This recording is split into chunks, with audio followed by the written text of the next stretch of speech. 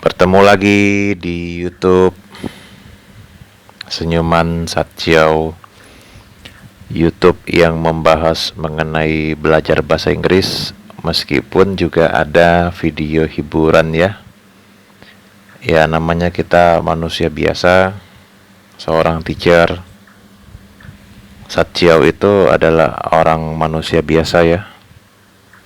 Makanya tidak mesti dengan semuanya full bahasa Inggris di materi video YouTube ini ya.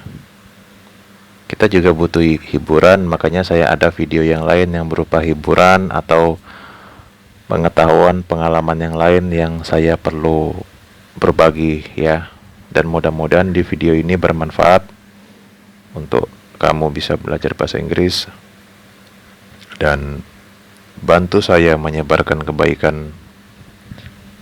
Ini juga menjadi pahala bagi Anda ya, karena menyebarkan kebaikan itu adalah hal yang mulia, tentunya bermanfaat ya. Kita mulai pembahasan ini mengenai ciri-ciri kalimat present simple tense. Nah, gimana kalimatnya? Yaitu kita melihat dulu di sini. Yang lengkapnya judul ini adalah ciri-ciri kalimat present simple tense, past tense, perfect progressive atau perfect continuous, dan present perfect. Nah, kita punya tahu cara, oh ini adalah present simple, oh ini past simple gitu, yang ini past present continuous, yang ini present progressive, yang ini present perfect. Nah, itu ada ciri-ciri ya. Nah,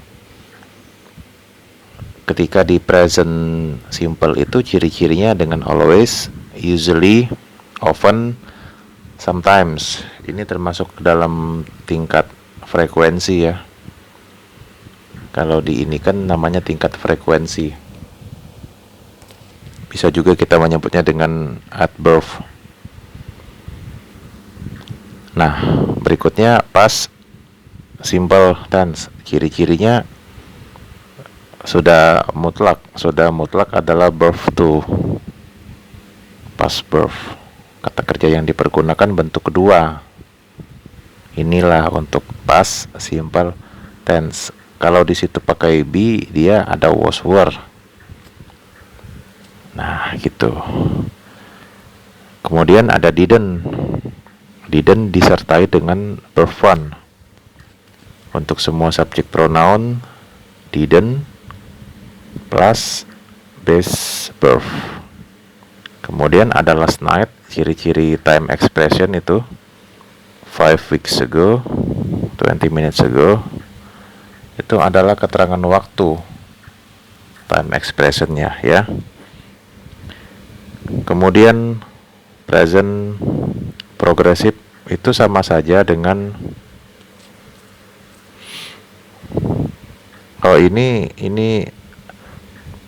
ini ya, present perfect continuous ya. Nah, ini present perfect continuous itu sama dengan present perfect progressive gitu. Karena istilah continuous itu sama dengan progressive. Nah, ketika di bentuk waktu ini, bentuk waktu present perfect continuous, kita bisa mengetahuinya karena di situ ada have atau has atau had. Kalau had untuk past perfect continuous, dan kita materi ini lebih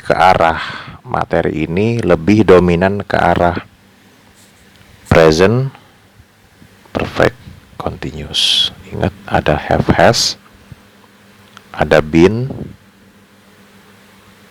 ada verb one, ing. Nah, seperti itu ya. Makanya di sini kita mengenal adanya been, penggunaan been. Ya salah satunya ya ini untuk tense yang dengan have has di depannya. Baru masukkan been, baru verb 1 ing. Gitu. Untuk mengenai ing-nya selalu yang diikutkan adalah verb 1, bukan verb 2, bukan verb 3. Nah, inilah ya, kita mesti bisa membedakan yang mana yang present simple, yang mana yang past simple, yang mana yang present perfect continuous. Kemudian kita masuk ke tense mengenai present perfect. Adalah bentuk waktu dipergunakan menyatakan sudah, pernah, atau selesai action tersebut ya. Fokusnya kepada ketika dia di present berarti sekarang, ada hubungannya dengan saat sekarang ini. Kalau dia di depannya ada tambahan nama dengan past, artinya dia pada waktu itu ya.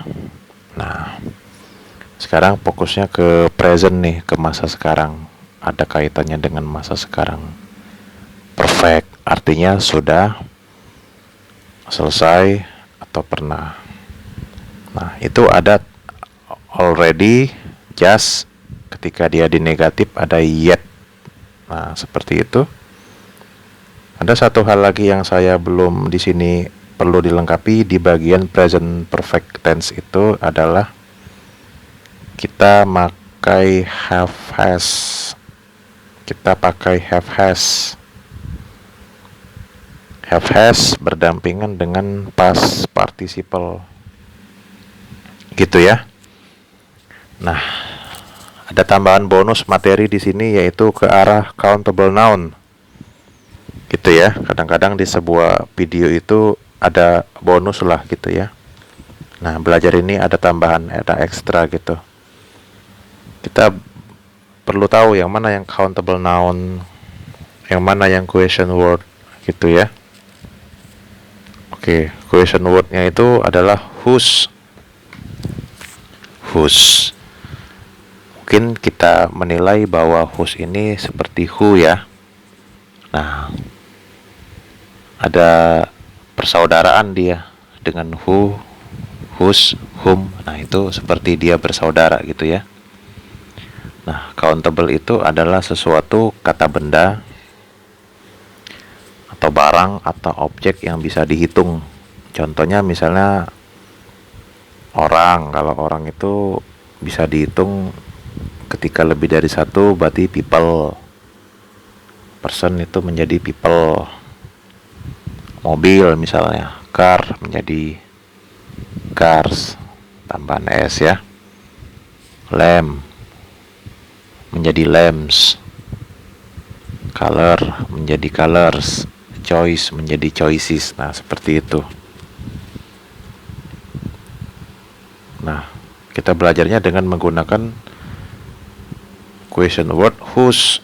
Whose itu untuk menyatakan kepemilikan. Ini milik siapa, itu milik siapa. Nah, gitu ya. Nah, this is itu untuk menyatakan sesuatu objek itu satu, dekat. These are itu untuk menyatakan sesuatu objek lebih dari satu, ini artinya dekat.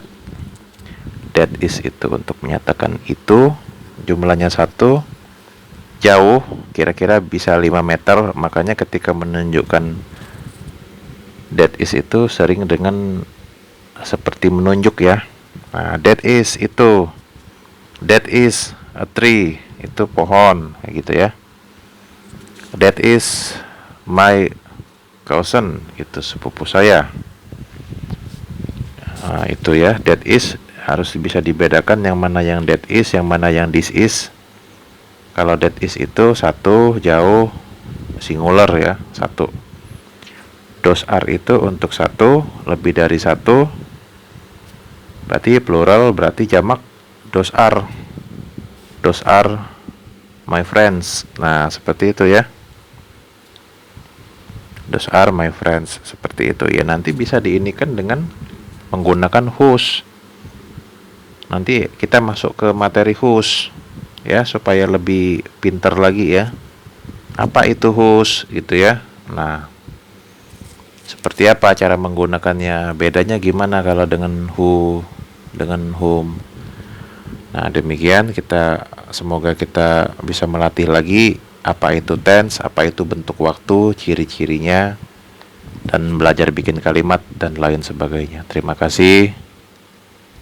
Teacher Satyau, berani berjuang bersemangat, sebarkan amal kebaikan, manfaat untuk masyarakat kita untuk belajar bahasa Inggris ya.